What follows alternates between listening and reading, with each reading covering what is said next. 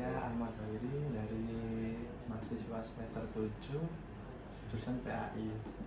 Saya ingin sedikit mewawancarai panjenengan tentang tindakan asusila di kampus itu.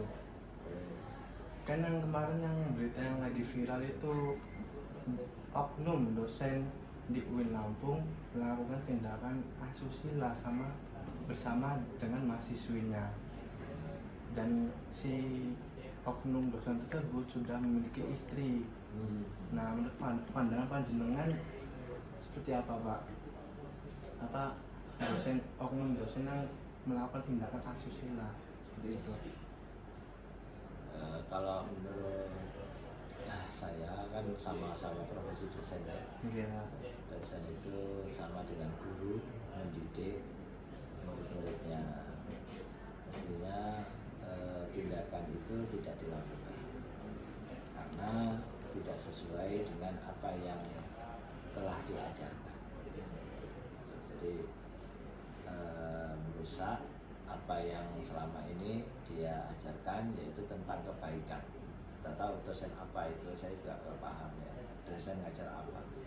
Kalau ngajar agama tambah hancur itu agamanya, karena melarang menerjang apa yang telah dilarang oleh Tuhan, kan berani melakukan perbuatan dosa. Sehingga kalau menurut saya bukan dosen itu namanya, bukan guru itu namanya ya, karena guru itu tidak pasti melakukan itu. Nah, itu yang pertama. Terus tanggapan saya yang kedua, tidak boleh itu mahasiswi ya, mahasiswa itu juga sama, namanya thalibul ilmi itu tidak boleh melakukan dosa. Selain dari segi dosennya tadi yang tidak mencerminkan akhlak yang bagus, yang perempuan pun juga tidak mencerminkan akhlak yang bagus. Dua-duanya itu harus mencerminkan akhlak yang bagus sehingga tidak terjadi hal yang seperti itu. Dalam Islam itu laki-laki memandang wanita itu kalau dalam Islam itu boleh dalam 7 hal ya. Di antaranya kalau materi ya banyak ya. Nah, saya sudah tahu nih. Nah, kalau yang diboleh termasuk dalam proses belajar mengajar itu tidak masalah. Tapi kalau hal-hal terus jual beli juga tidak masalah. Masa jual beli ini nggak mungkin ya. Ya, bahas itu boleh. Tapi kalau orang itu memandang itu ya yang boleh dilihat saja, tidak boleh yang hal yang lain. Berarti mahasiswinya itu juga saya kira mungkin juga kurang baik perilakunya, akhlaknya. Sehingga namanya laki-laki itu seperti tergoda gitu ya. Jangankan temannya mahasiswa gitu ya, dosennya pun, gurunya pun, kalau kemudian wanitanya seperti itu mungkin kalimatnya menggoda ya, ya bisa jadi loh, imannya kalau kuat ya selamat, kalau imannya tidak kuat ya seperti itu yang terjadi. Nah, karena itu mestinya mahasiswa ya juga harus niatnya belajar itu ya mencari ilmu, bukan untuk yang lain. Jadi dari hal sini saya pendapat dua-duanya sama. Saya tidak membela yang laki-laki ya, karena saya laki-laki tidak, tapi memang dua-duanya ini salah. Sehingga ketika orang itu melakukan perbuatan dosa, laki-laki dan perempuan itu, maka hukumannya ya sama gitu ya. Kalau itu akibat tidak takutnya kepada Tuhan itu. jangan sama saja, tidak hanya dosen, polisi, tentara, pokoknya semua lah namanya, yang penting yang manusia. Kalau tetap digoda terus imannya nggak kuat, hancur dia pasti. Makanya kenapa pendidikan kita itu dipentingkan karakter gitu ya, di situ ya, ini yang kurang ya menurut saya, sehingga hal itu bisa terjadi. Kan itu apa, tindakan asusila di kampus Islam negeri kan sangat bertolak belakang sama nilai-nilai Islam ya. Nah, apakah mungkin kedepannya harus ada syarat atau kriteria dosen yang ingin melamar menjadi dosen di UIN itu misalnya harus minimal lulus pesantren beberapa tahun gitu? Apa perlu seperti itu, Pak? Sebenarnya tidak perlu seperti itu. Semua itu tergantung imannya. Pak, ada juga namanya kiai ya juga ya, yang tidak benar itu ya ada, ya, yang juga sama santrinya. Tapi ini yang betul-betul ya istilahnya menodai agama lah, kira-kira begitu. Oknum. Jadi siapapun itu, memang yang sekarang yang perlu digalakkan itu yaitu pendidikannya itu betul-betul dikuatkan keagamaan. Bagaimana pendidikan itu menebalkan keimanan, bagaimana itu hanya keimanan kepada Tuhan semakin tebal maka semakin baik. Negara ini kalau kemudian penyelenggara negara itu semuanya beriman dan bertakwa kepada Allah, umpamakan Islam ya. Kalau non Muslim ya beriman dan bertakwa kepada Tuhannya kan gitu ya. Kalau kita Islam beriman dan bertakwa, saya yakin tidak akan korupsi.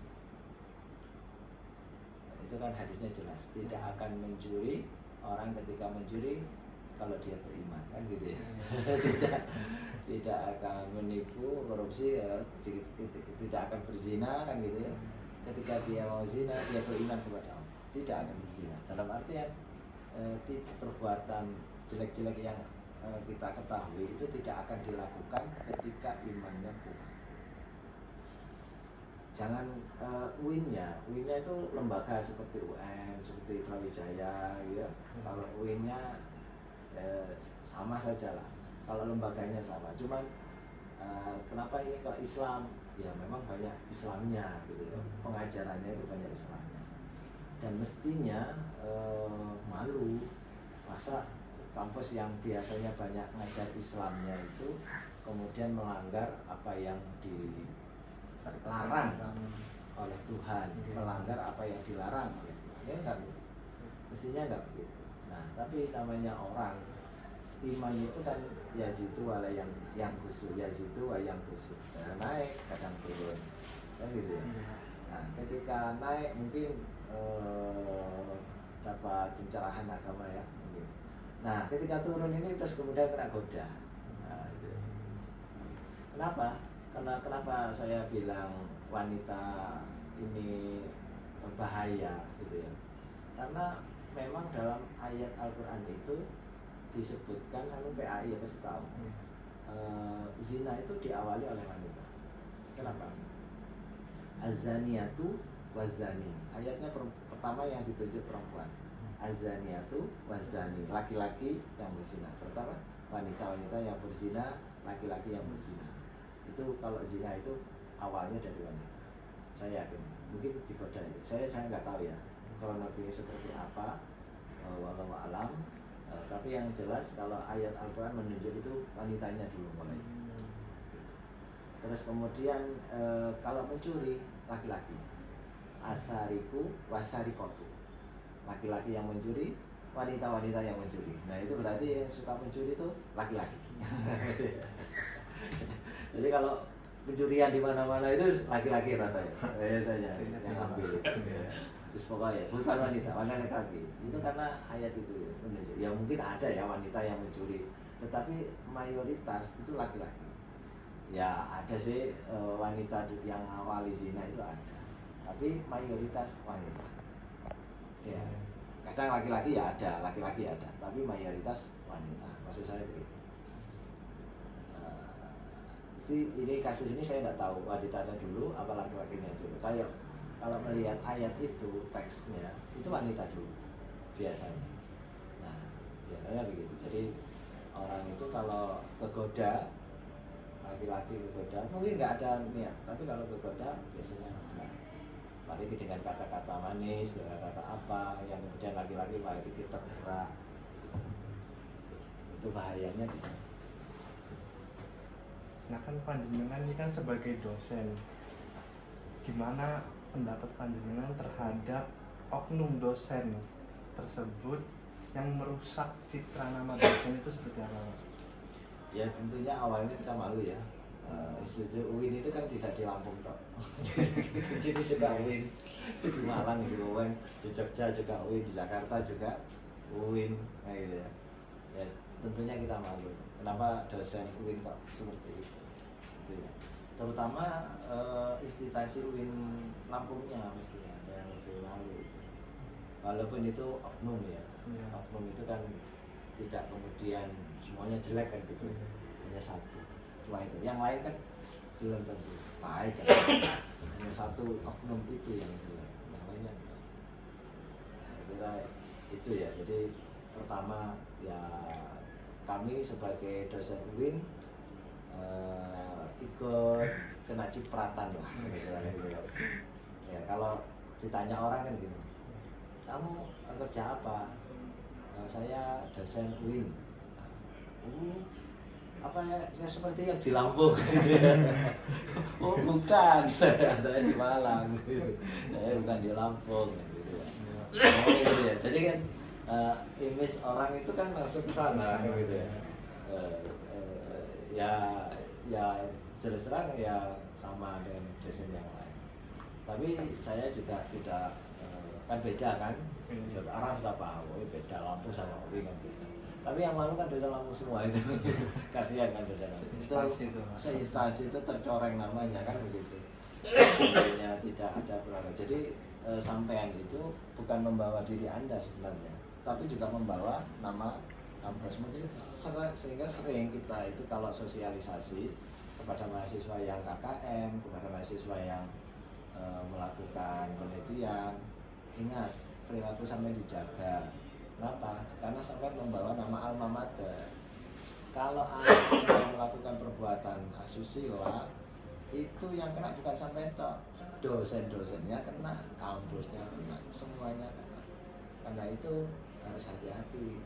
Karena Anda ini bukan Anda, tetapi lembaga. Pesantren pun juga begitu. Sampai sebagai santri itu harus sesuai dengan perilaku santri. Kalau santri melakukan pelanggaran asusila, maka yang kena bukan sampai pesantrennya juga kena gitu. Kiainya juga kena itu. Kiai pesantren dia yang santri kena itu. Nah, jadi ya imbas daripada apa yang dia lakukan. Mungkin itu saja, Pak. Terima kasih Pak atas jawabannya. jawabannya. Iya, biasa. Terima kasih. Oke, itu salam.